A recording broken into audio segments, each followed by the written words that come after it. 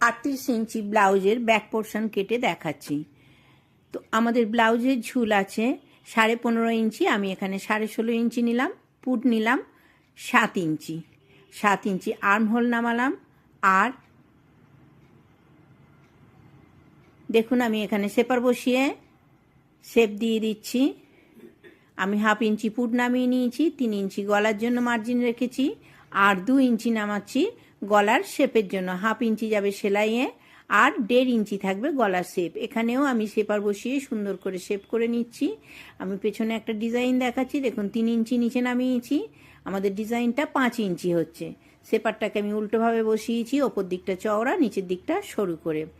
38 ইঞ্চি যেহেতু 9.5 চেস্ট, আর 1.5 ইঞ্চি এক্সট্রা কোমর 8.5, আর 1.5 ইঞ্চি এক্সট্রা, আর 1 ইঞ্চি টেকনের জন্য।